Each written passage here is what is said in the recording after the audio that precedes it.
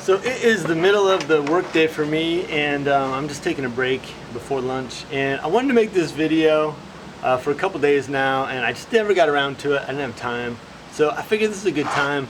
This video is about finding a doctor if you've got MS. It's totally from my perspective. I've got MS, and I've found a bunch of doctors. I still haven't found like the perfect doctor, so maybe that's why I'm making this video.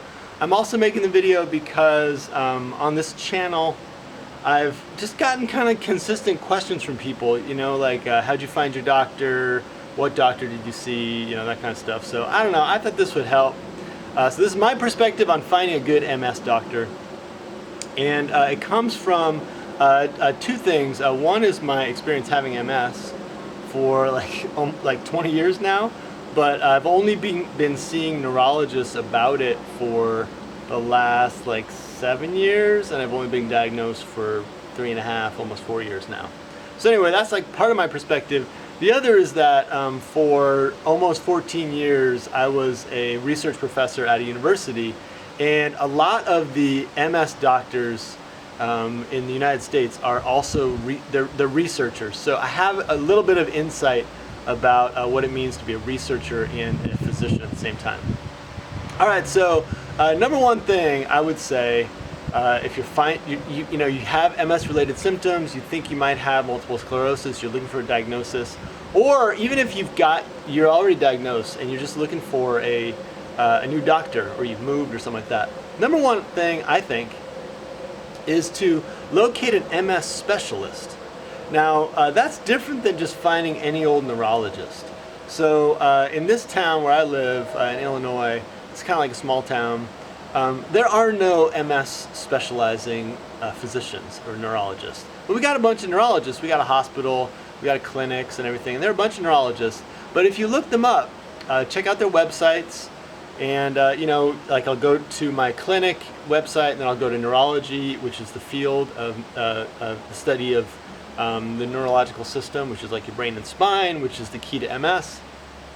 You look them up on their websites and you'll find out that they focus on like sleep disorders, or epilepsy, or like Crohn's disease, you know, like all kinds of stuff. Brain neurosurgery, you know, whatever. So there are just so many different specializations within neurology that just about any neurologist will probably see you if you think you have MS, or you know you have MS, but they won't necessarily have the level of experience as someone who specializes in multiple sclerosis. So I think if you're looking for a physician who knows stuff about MS, number one is to find someone who's an MS specialist. And the way you do that is you either find someone who happens to be an MS specialist, who's working at a hospital or whatever, someone who's within your healthcare plan where you can go. Again, this is in the US, where it's not easy to find a physician that you can actually pay for. Or, even easier, you just go to an MS specializing clinic at a research hospital. So, and I mentioned in my earlier videos, originally when I was diagnosed, I went to Barnes. So Barnes is like a big research hospital, it's in St. Louis. I went there because they have an MS clinic with a bunch of neurologists, like 4 or 5 neurologists who all study multiple sclerosis. They probably did a residency or some work when they were doing their MD. They probably did some specializing work about multiple sclerosis. All right, so you can find those places, those centers in most major cities in the U.S. So there's one I've been to at Barnes in St. Louis. There's a couple in Chicago, but all around the country. And I've gotten messages from people like on Instagram in the past, like, dude, how do I find a neurologist? And it doesn't take me any time to find one for them. In San Francisco, in San Diego, in Seattle, New York City, big cities like that, Mayo Clinic, there's a specializing group of physicians who do MS stuff. So anyway, that's like one thing to do. Find someone who knows what they're talking about multiple sclerosis. It's not a super easy disease to diagnose or treat. So anyway, that's number one in my book. Number two is something that I just do whenever I'm looking at a doctor and sort of like thinking if I want this person to be my doctor or my dentist or whatever. And I think it's the most important thing in general. like for everyone, is just to find someone who will freaking listen to you. There are so many physicians, and I'm sorry, I'm kind of dissing the field, but there are so many physicians who just don't listen. They will tell you what to do, and they will tell you what's wrong with you, but they will not necessarily pay close attention to you. So I tend to think that that's just really important. Maybe that's just me. Different people need different things, but for me, one of the most important things if I'm meeting with a neurologist, and so far I've met with, and I was counting them up before I did this video, I met with 5 different neurologists about my MS. And like I said, I still haven't found like my dream physician, the person who's just perfect for me. Maybe I never will. But anyway, in all my meetings with those people, some of them just want to talk. And that's kind of fine. Like, I absorb a lot of information, I learn a lot from them.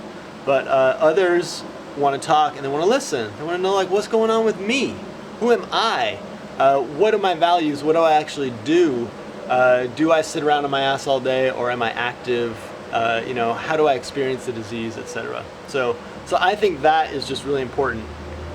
The third thing I would recommend, and this is just what I do because I'm a little bit suspicious and cynical, is I look up my physicians before I see them on this website right here, and I'll put a link to it. I'll put a link here on the video, but I'll also put a link, an actual clickable link down below in the description. I looked them up on this site, and there are others ones like it. I look them up to see where they're getting their money from.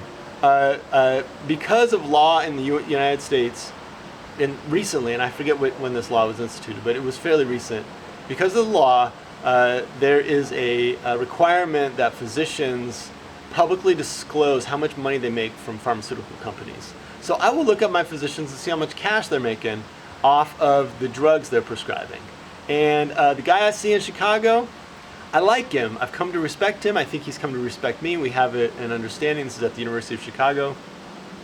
He makes bank off the pharmaceutical companies on top of his pretty dang good salary as a physician at the University of Chicago Medical Center.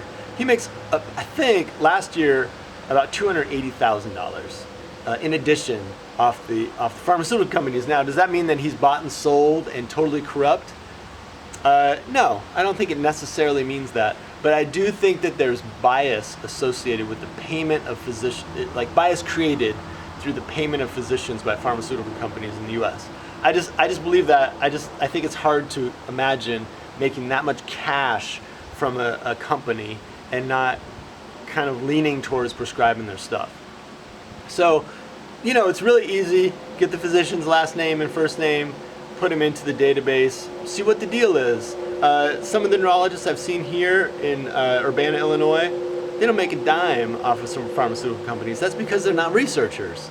They're just not big researchers, and they're not part of studies, and they're not, putting in that kind of work, so they're not making the cash. They're also not going on the speaking engagements and whatnot. All right, so anyway, I do that. I think it's informative and useful. The next thing I would recommend, you gotta pay attention to what kind of physician you're seeing, I think, because it will give you insight into what they are recommending. There are research physicians. These are people at like big research universities, and if you look up their websites, they'll usually have publications after their names. Like, their job is to publish. And there are other physicians who are more like clinicians. Their job is to see people and treat them exclusively. Now, a lot of people do both. They see people in their practice, and then they also publish. Some people teach and they see people and they publish. People do all kinds of stuff, but in general, you will encounter physicians who either like really focus on caregiving and treating people, or have a kind of focus on publications and treating people. So I think that matters a lot. A research professor or a research focused doctor, if you see them at their clinic, they will often ask you to like join a study or participate in some kind of experimental research. And for some people that's cool. For other people, you might feel like a guinea pig, and you're actually just helping to further this person's career. With the neurologist who diagnosed me finally, after 17 years of not being diagnosed with MS, the person who diagnosed me down at Barnes in St. Louis, I'm grateful to her for figuring out that I got MS. That was awesome. when I went back to see her a few months later, she was gone. She got a new job at Yale because she was actually, I found out later, she was a postdoc at Barnes in St. Louis, and then she ended up getting her position at Yale. I think she's still at Yale. So her research life was really kind of like driving her work, her desire to put me in different studies or get me involved in different kinds of research. And when she was doing my spinal tap, she drew a second vial of spinal fluid when I was really in bad shape during that spinal tap. And that really kind of pissed me off.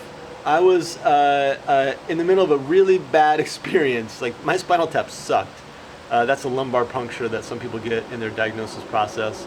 It totally sucked. She knew it, and she just kind of like had me hanging in there so she could get her second vial. So anyway, you should know if your doctor's a researcher or a clinician or both. I just think it's pretty important.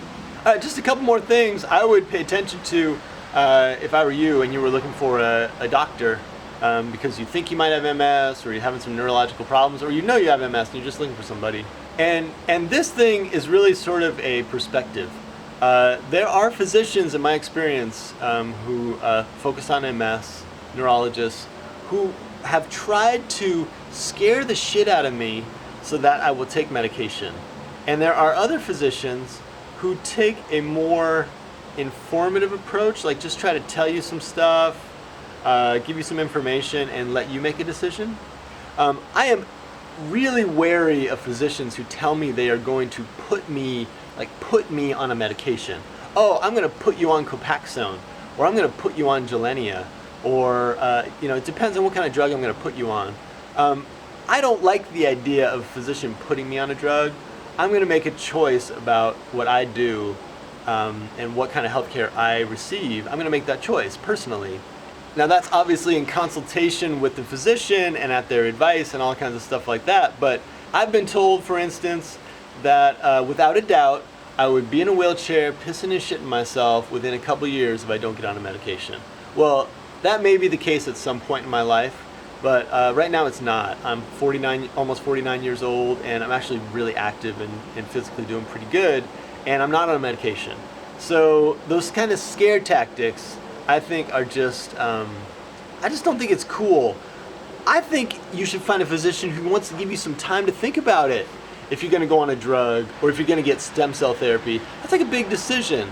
A lot of people are doing that, stem cell therapy. A lot of people are going on stem cell therapy, and I understand that, but it's not the kind of thing you just decide in the office the minute you hear about it.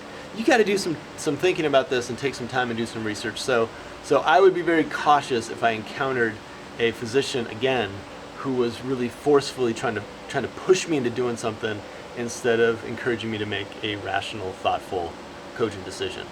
Okay, so those are my break time thoughts about finding a physician. If you've got MS, or you think you might have MS, or you're worried about it, finding a doctor is important. They've got some really cool tools with the MRI and even with the lumbar puncture. Cool tools that will give you some answers to things. And for people who seek medication as a treatment option, you got to get it through a doctor. You ain't got to cook that stuff up yourself. So, you've got to make informed decisions when it comes to your health care, and those are my thoughts about how to do it. Hit me with a comment down below if you've got thoughts, concerns, questions, whatever. My favorite thing about YouTube is not just making the videos, but responding to comments down below. It's like a really cool place for people to talk to each other. Also, if you've got a channel talking about MS, I would love to see it and follow you. Put a link down below. I can even give you a shout out in a future video if you want.